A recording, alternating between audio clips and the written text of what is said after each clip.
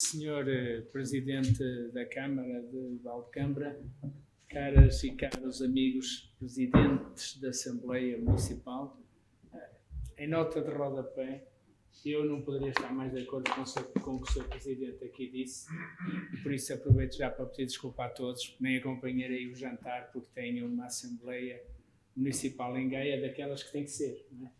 E tudo o que tem que ser tem muita força. E, portanto, tenho que ir para Gaia, mas estarei aqui ainda ao tempo suficiente, tenho que sair por volta das 8h15. E, portanto, bem compreendo, Sr. Presidente, bem compreendo as dificuldades. Aliás, falando da área metropolitana do Porto, onde estou inserido, sei bem aquilo que buscaram na ida a Bruxelas e na abertura da representação lá.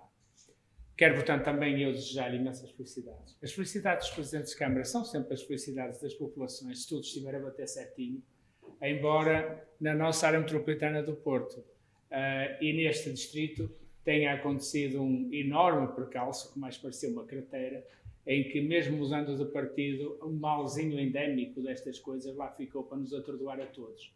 E isso é que está mal.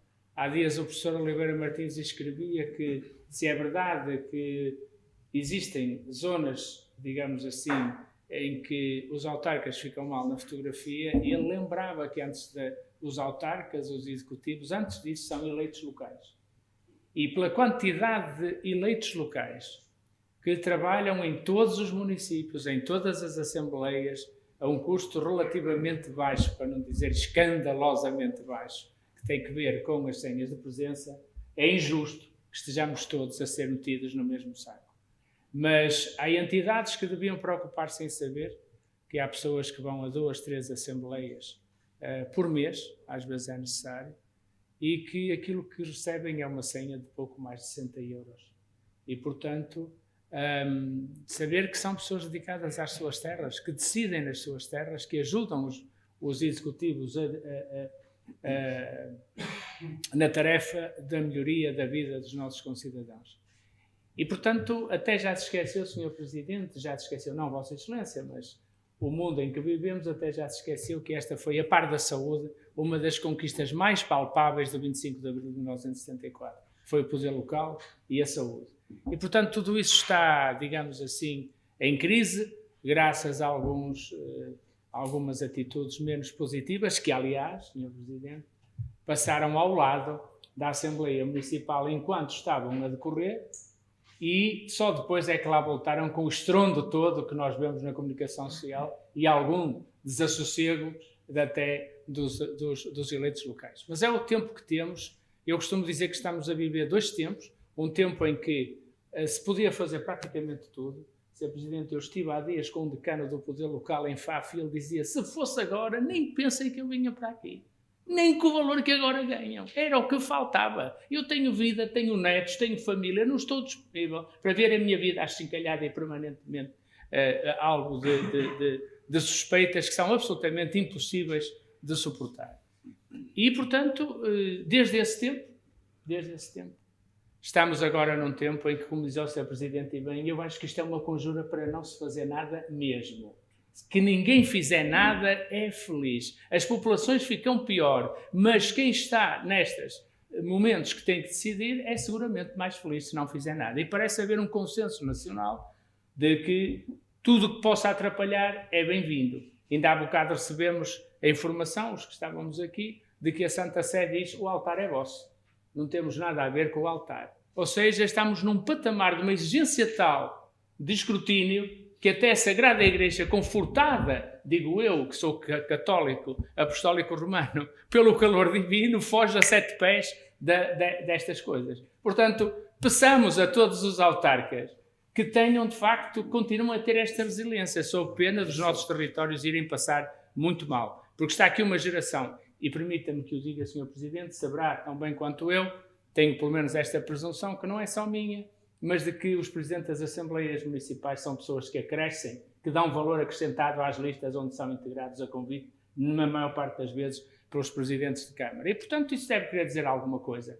O nosso objetivo é capacitar os eleitos locais, é fazer com que as Assembleias funcionem cada vez com mais competência, de maneira a evitar a judicialização da política, que é, de facto, uma coisa impressionante. Não deve haver atividade pública mais escrutinada que a dos autárquicas. E, mesmo assim, não estamos livres de, no final dos mandatos, ir explicar aquilo tudo lá ao Tribunal da Terra.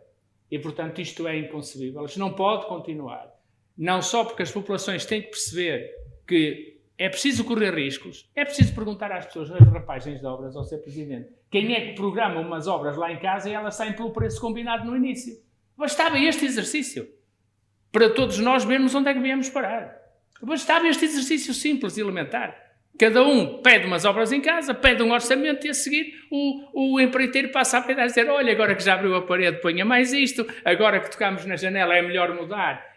Quer dizer, eu pergunto, isto não se passa com os outros cidadãos portugueses que acham que só porque é no município tinha que ser diferente, tinha que ser competente, tinha que ser santo, perdoem-me a expressão.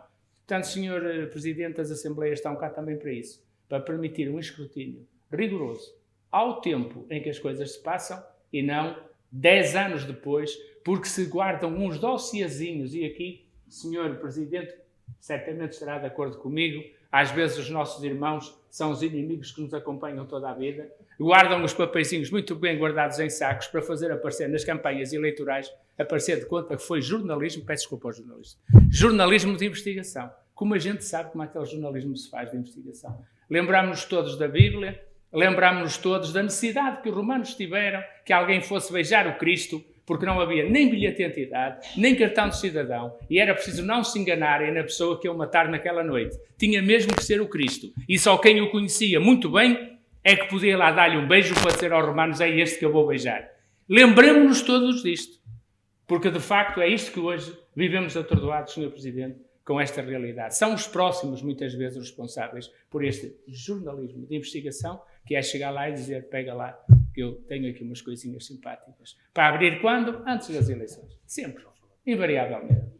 Convém, portanto, que até lá exerçamos bem o nosso trabalho de fiscalização. Convém às autarquias, muitas vezes, discutir nas assembleias documentos que a lei não obriga a que sejam discutidos, mas que, para bom respaldo dos decisores, podem e devem lá ser discutidos, e aquele trabalho em que estamos fundamentalmente empenhados, que é a capacitação de quem fiscaliza as coisas. Todos nos lembramos o desastre inicial que foi a ASAI, quando tirava ao presunto dos utensílios de madeira e aquilo não sabia a mesma coisa. Portanto, também convém que quem como os eleitos locais, tem que acompanhar e fazer, digamos, o diagnóstico crítico dos governos das nossas regiões, não faça o que no início a ASAI fez à boa comida portuguesa, foi tirar-lhe o sabor, tirando-lhe coisas que são indispensáveis. Uma das coisas que é indispensável no poder local é debater tudo.